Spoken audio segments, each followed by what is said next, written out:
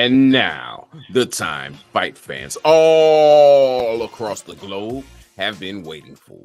It's the MTMV main card with your man, The Voice. As always, in the opposite corner, my mano y mano, my verbal sparring partner, Philly's finest, rocking a little Motor City swag, though. None other than Will Just Ruffin. I mean, why you putting my business out there like that, Voice? Like, you know, they didn't have to know that. It was an audible. Okay, ladies and gentlemen, it was an audible. Let me get my co-host. I just needed to clarify things because the Philly fans would know that that's not Philly blue. At least not. It could have been an alternate jersey because people know my jersey game is like that. But it's all good. Okay. I'm feeling like a bad boy today. Shout out to Isaiah Thomas. You know what I'm saying? Even though we got to get Zeke to stop hating on MJ. But I'm here, ladies and gentlemen, with the man, the myth, the legend, the man who always finds a way to hate on me on the intro, The Voice. Voice, how you feeling today, boss? I'm feeling a little targeted. I ain't hating. I'm just telling it was hate, truth. Man. I mean, you every week, man. You come out here, you try to expose me. How you know I ain't want my Philly people to not know that this week? I don't know. It's all good. It's all good. You know, the sun is shining on your head. I see the halo, so you know God loves you. It's all good. We got an amazing show today for you. Going to get into one of the biggest fights of the year. But first, we got to get into these KOs and low blows, and we got a big one. Boys, you ready? Yes, sir. Let's get into it. Now, Gervonta Davis and Keith Thurman were literally on the cusp of happening. We even got a social media post saying it was about to take place. Davis's camp was saying, yo, there's something about to go down. It's a secret. And then on social media, Showtime's Steven Espinoza went on there and said, listen, it ain't happening, fam. He literally said, we need to be careful what sources that we're finding for our fight news. So, Steven, what's the hold up? Okay, we need a big fight. So after this announcement was made, Tank actually went on Twitter and basically stated he will not be fighting for the remainder of the year, looking to fight first quarter of next year. So we'll see what's happening, and maybe there's time to even make an even bigger bout. So I want to get your thoughts on this. What's your thoughts on the fact of what could have been a great bout for Tank? I mean, that credibility would have been there, especially going against Keith Thurman. But what is your thoughts on this bout not happening? And where do we see Tank going first quarter 2024? What I feel about this fight not happening is good because it shouldn't have happened. He should be fighting. I'm kind of answering both questions in one. He should be fighting Shakur, or he should have been fighting Haney, or he should be fighting for a real title at 135. I mean, he was supposedly going to fight. And I say supposedly because I'm with Espinoza. You know, check your sources. This Danny dude, I don't know who Danny the boxing whatever is. But yeah, you know, you're putting this stuff out, breaking news. It's finalized. How is it finalized when the man with all the money said, no, it's not happening? Can't be finalized if the man with the bag said, I'm keeping all this right here. I will not pay for that tomfoolery. And that's what it was tomfoolery. I mean, Keith Thurman has not had a fight in a while. I don't think that's really on him. He just can't find anyone to fight him. But he was tied to Spence before Spence and Crawford got made to fight Spence at 154 pounds. We talking about Tank. Now, does Tank weigh more than 154 when he's not fighting? Absolutely. I mean, he be looking swole when he's not fighting, and that's not swole in a good way. But you know, it's like, could he do that? Yeah, he could, but you know, why fight at 145 when you have 135 people out there? Tank is in his physical prime at 29, and he needs to be out there fighting versus Thurman, who's at 35 years of age and on the back half of his prowess physically. I mean, he may have one good fight left in him. And I stress the word may. So I'm glad. Thank you, Steven Espinoza, for putting a stop to all the tomfoolery and for helping us as boxing fans to watch where we get our information. I mean, that sounds great, but now here we are. We're still stuck without a fight for Tank, who had a great showing against Ryan Garcia earlier this year. Now that's all well and good, but it's holding up time. Now I get it because we're clamoring for something. So I'm guessing first quarter 2024 is going to be when we're going to see Tank in the ring again. So it could be the first major fight of the year. Who do you believe that fight could be against?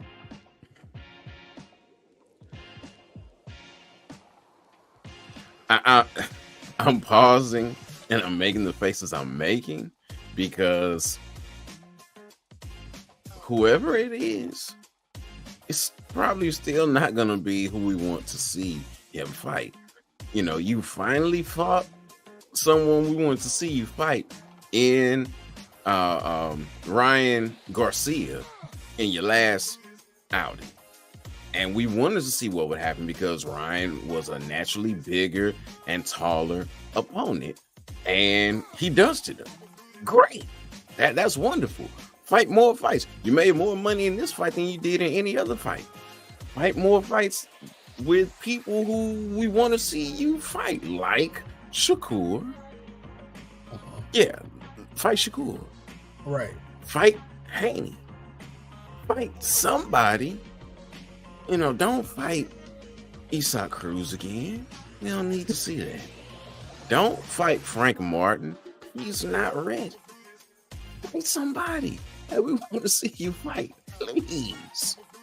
So it was an interesting thing that I was looking at on social media, and I saw a couple posts, and I want to ask this question for you before we go to break. Do you believe that the Floyd Mayweather era, where he went undefeated and now everybody wants to go undefeated, do you believe that can be the biggest impediment on boxing as to why we're not getting the big fights like we used to get on a consistent basis? Or do you just think that it's the times that are changing?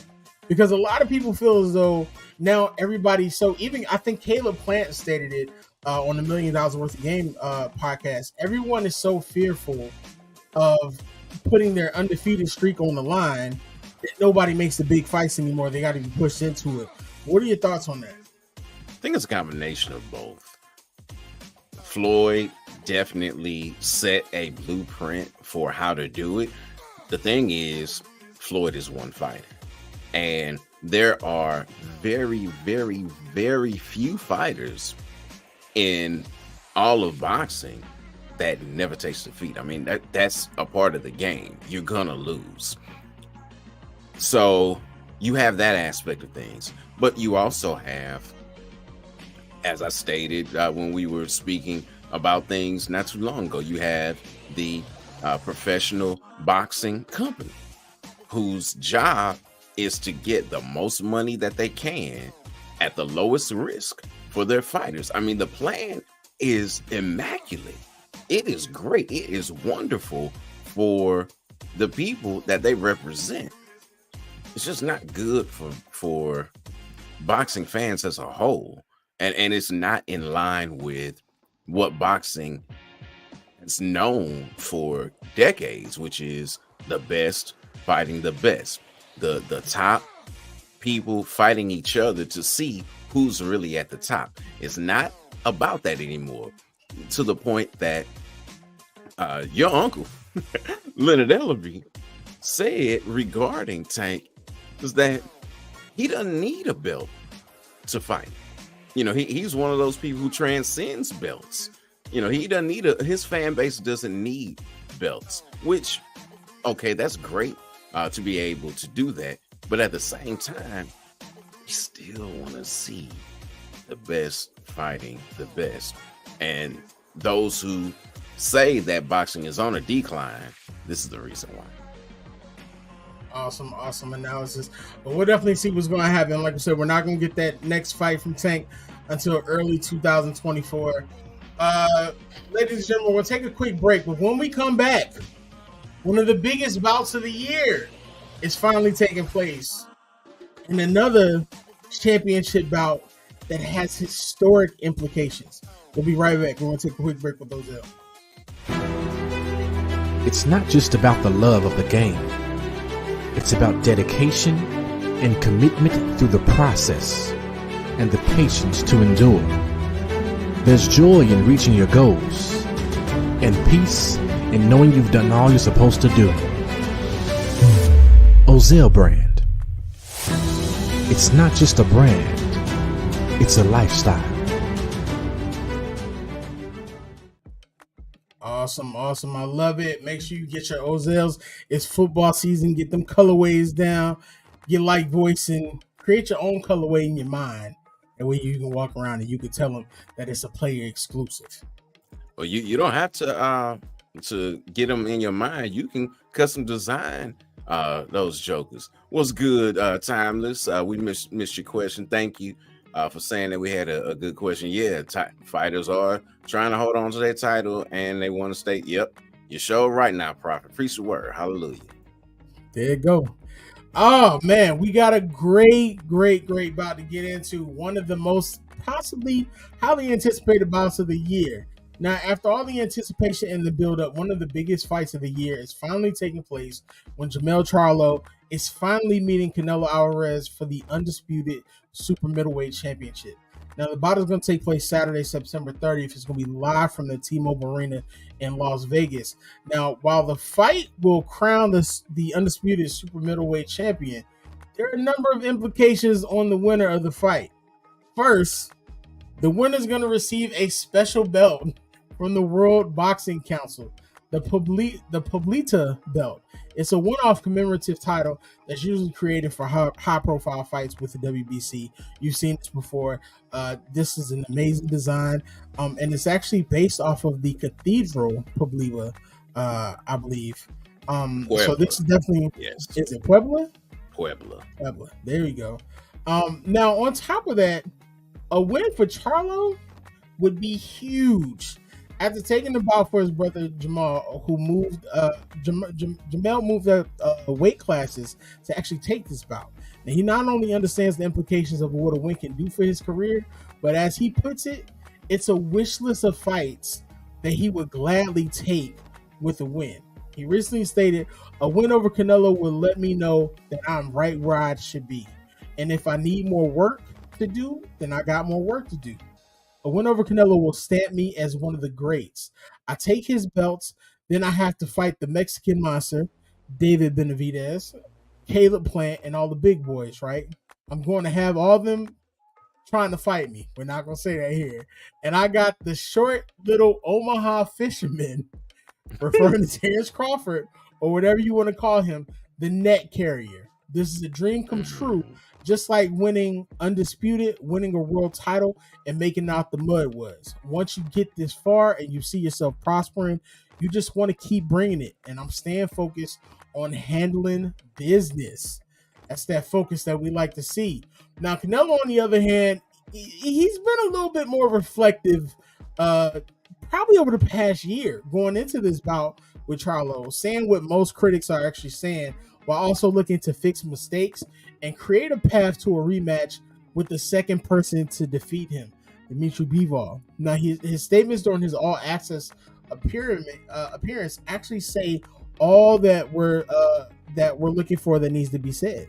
He said, "Boxing-wise, recently, I have not been 100%. But the critics are always looking for something, aren't they? And obviously, I agree with them. That I haven't looked like the last few fights like I used to. And I don't want to just give a rebuttal. I prefer to show them. And in this fight, you're going to see the difference." Now, voice, these two are literally coming in. I mean, it's two giants, so to speak, within the division. And this is one of the most highly anticipated fights of the year.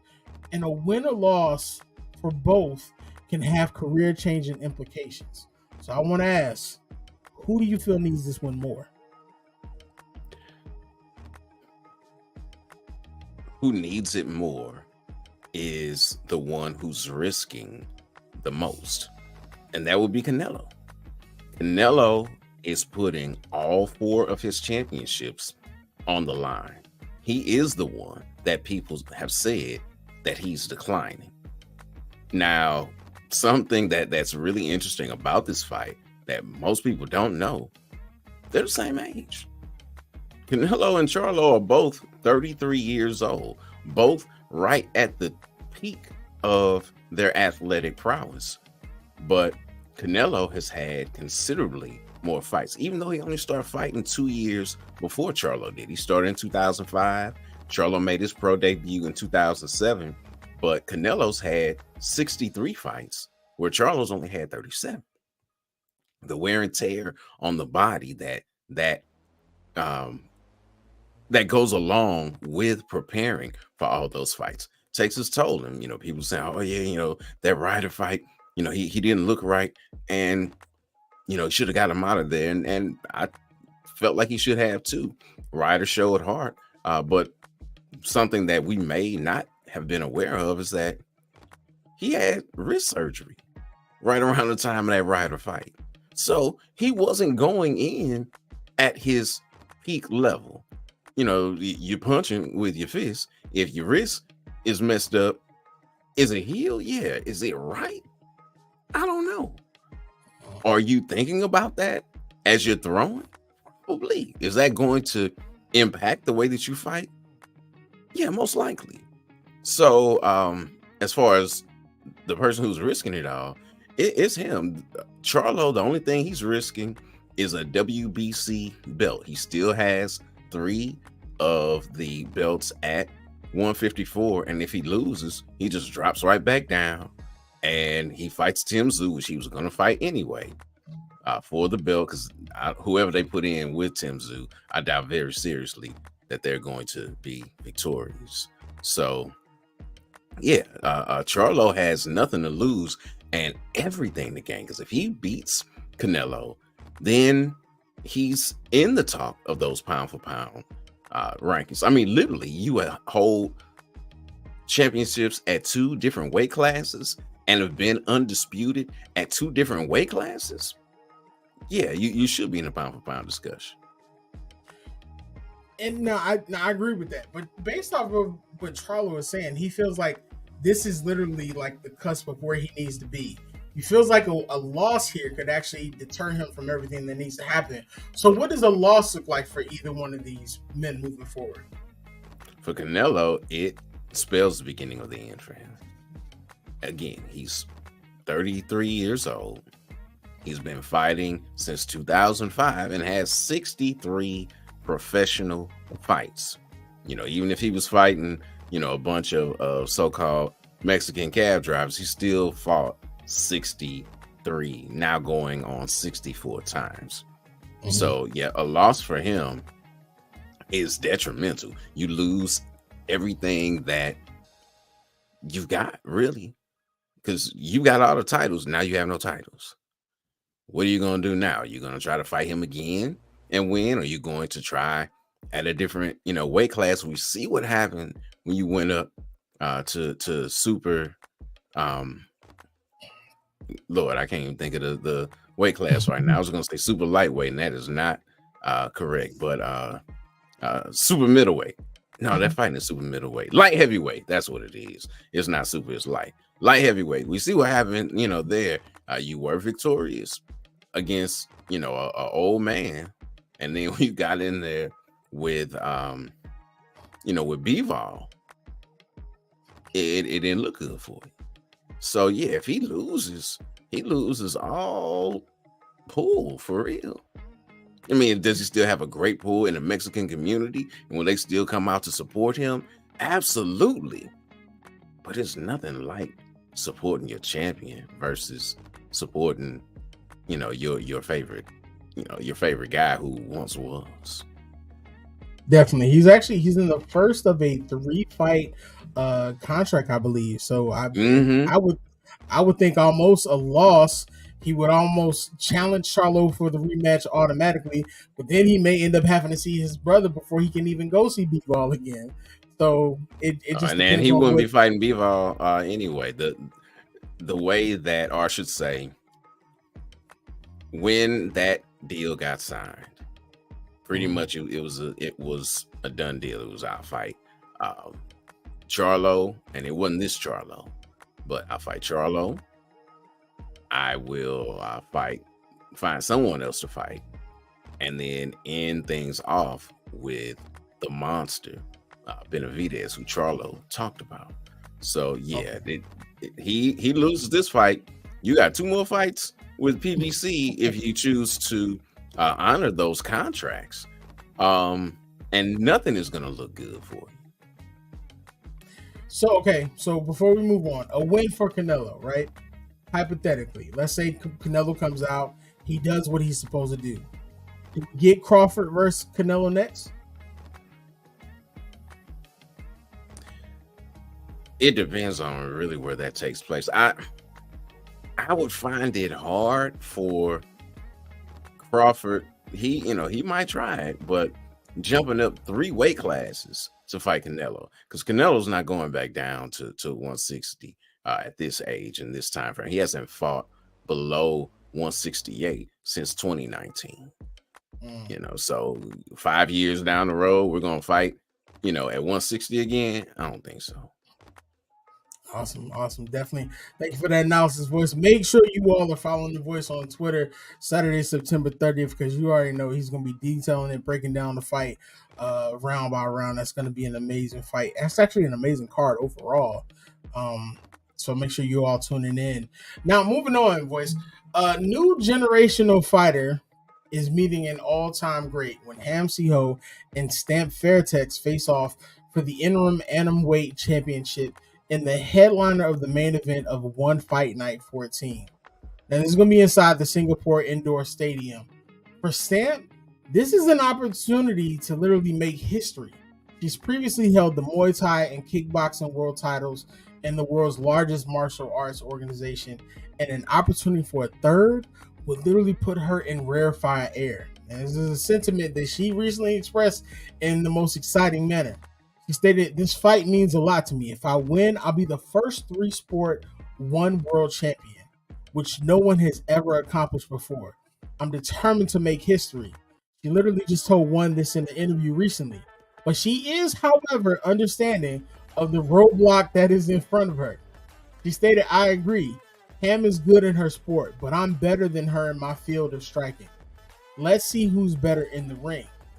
Now, for the woman they call Ham Zhang, this bout is just as important and will actually allow her to fulfill a goal that was set when she signed with the company in 2020. She stated, "To be the first female world champion on my team is something I've only dreamed about. It would be great if I could make it a reality. Of course, I've imagined it before. This will be the biggest and most important fight. Ever since I joined One, my only goal was the world title. So if I win this belt, there'll be nothing else that I can wish for." She's also counting on a win, setting up a unified bout with Angela Lee in the near future. Voice, this is an amazing fight. And even researching this bout coming in, you literally find that while Ham is literally a legend in this, Stamp is no slouch, even at the age of 25. I mean, she's literally done so much at this young age already that it would be amazing to see her come out on top also. I want to get your thoughts on this bout, and what would a win? I guess the question I have is, who would be better positioned with a win in the future? Because they're both in rarefied air already. That's a great question. As far as who would be positioned best in the future with a win, I have to give that to Ham. Now, like you said, Ham Zhang is definitely a name out there. Tapology, and I don't know if someone did this or if this is what she's going by, but they had her listed as Hamderley Silva. Love it. Absolutely love it. She has the most to gain, though. Ham is a vet. We were talking about this off air. She has been fighting, in numerous organizations. Was a champion enrolled there in her native Korea. She was a champion as well in Rising, which which may say to Chatri, you need to pump your brakes, man. We are the biggest in Asia, and you're not the biggest in the world. I mean, Chatri, he's very generous with with numbers. We're in 12 billion households. It's not 12 billion houses. So, you have to kind of take what Chatri says with a grain of salt. Either way it goes, she's been a champion in Rising. She's been a champion in Road. She is a UFC vet, though her time in the UFC was not good. That was where she experienced more loss than any other time in her career. She's on a 9-fight win streak right now. So for her to win and to gain a championship in a second major organization is huge for her. Stamp doing so would be absolutely fantastic because she is a champion for one in both kickboxing as well as Muay Thai. To be the first champion in 3 different disciplines, yeah, that's legendary, but she's already a legend. So that's why I say that Ham has the most to gain with a win. I feel like this bout is going to be as exciting as the bout that we just talked about previously, especially when you consider it seems like these are 2 unstoppable women coming into this literally with the goal of being champion mind. And I know we talked about Angela Lee previously on the main card. Condolences to her family. I know she's actually still dealing with the loss of her younger sister. But this would definitely set up a possibility of a great fight depending on who ends up being the challenger to unify that title. Now, I'm going to give you one number, and I'm going to leave it at that. Okay. 2,498. Can you guess what that is? 2,498? Mm-hmm. It's probably the bout of Stamp has had, honestly. It's the days between losses for him. Wow. She last tasted defeat November 26th of 2016. She hasn't seen a loss since. Okay. So we got Stamp got a lot of work ahead of her, but that's going to be exciting also. Make sure that you tune into that. That's going to be one fight night, 14, Stamp versus Ham. That's also going to be, like I said, taking place in the Singapore Indoor Stadium. I know Voice is going to be following that.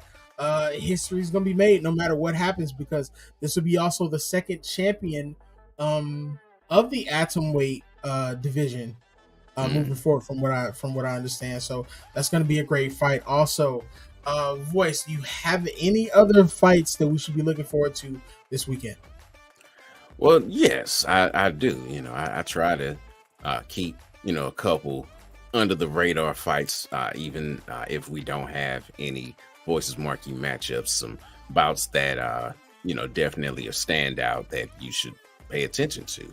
And they're all on the one championship fight card. That card itself is phenomenal.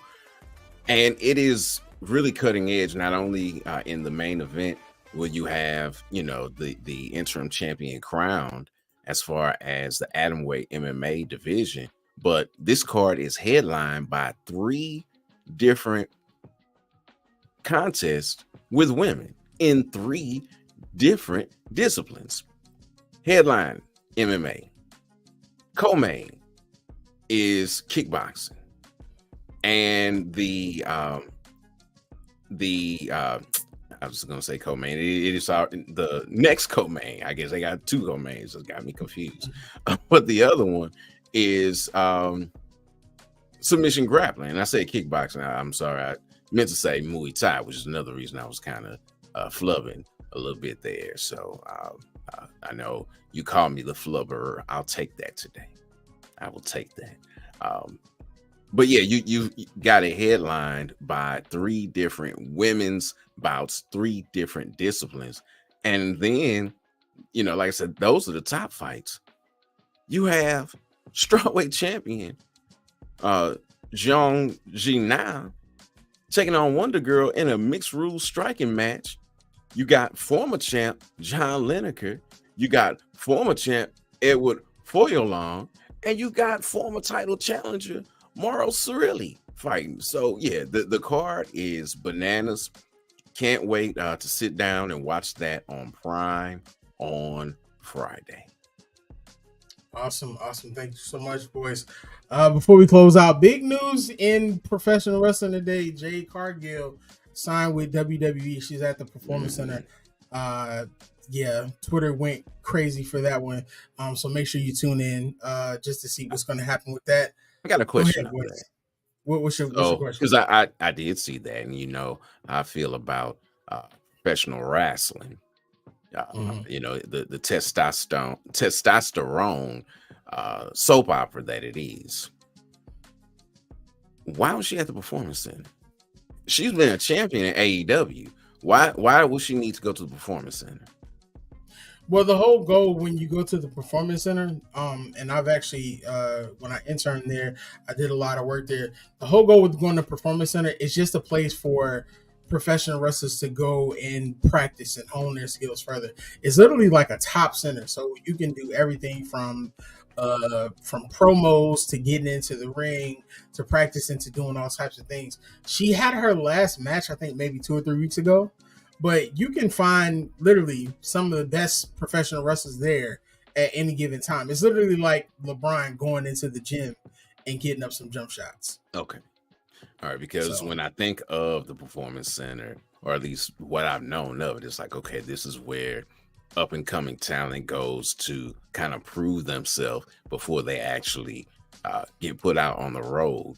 So her going there was kind of like, or I should say from those of us, I ain't even the casual, but for those of us who are on the outside looking in, it was just kind of weird. So thank you for sharing that. Well, no, I mean, the Performance Center is definitely that area for those individuals too. But a lot of times, so if a WWE wrestler is coming back from an injury, they'll go to the Performance Center. So that's kind of how they'll kind of get their legs up under them. But most of the NXT performers, those who were down at Full Sail, the Performance Center is literally where you hone your skills in and out of the ring. It's something that Triple H actually created probably about maybe 10 years ago. And it's created a bunch of stars, whether they're in AEW now or WWE. So good question, though. Ladies and gentlemen, thank you for tuning in. It's every Tuesday, 7:15. It's Smoke O'Clock. Your man, The Voice, your man, Wildress. We are always here to bring you the best in combat sports and give you the analysis to prepare you.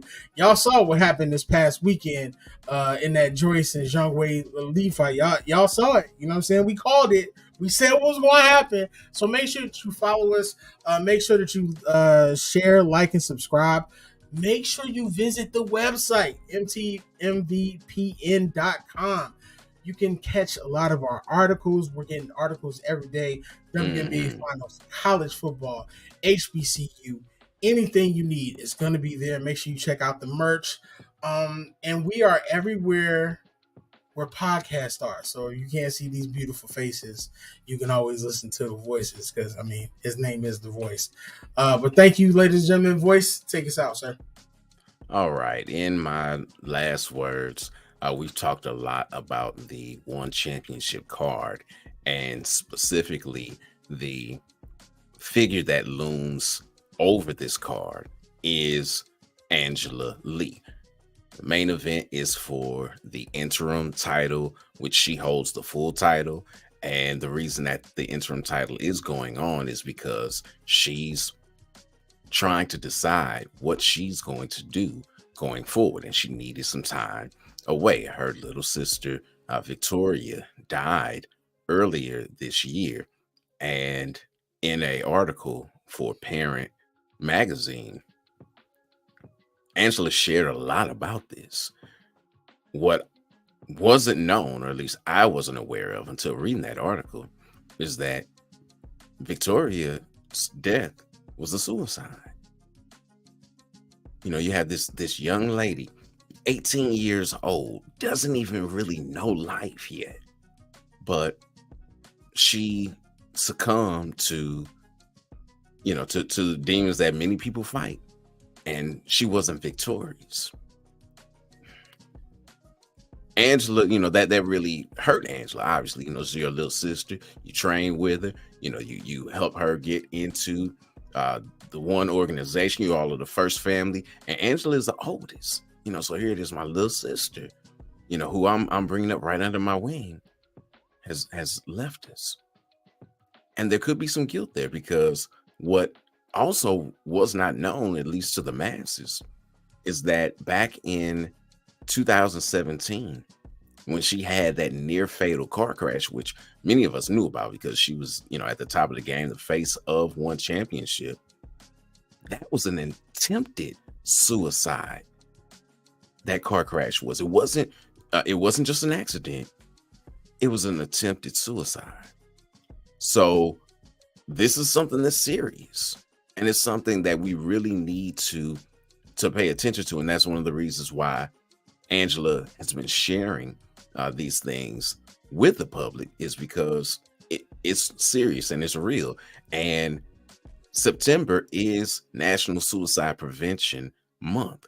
So we here at MTMV Sports, and specifically those of us who produce the main card, we want to say it's okay not to be okay. And if you're struggling, it is definitely okay. Not only is it okay, it is encouraged. Reach out, talk to somebody, please. You are loved, no matter what thoughts come to your mind, no matter what the enemy may say to you. You are loved. You are important. You matter. You matter. You matter. And we need you. Please, if you are feeling as if your life is not worth living, dial 988, call the suicide and crisis line. Talk to someone. I promise you, you're wrong in that thinking. You matter. You're so loved, and we love you. I couldn't have said it better myself, boys. Thank you for that.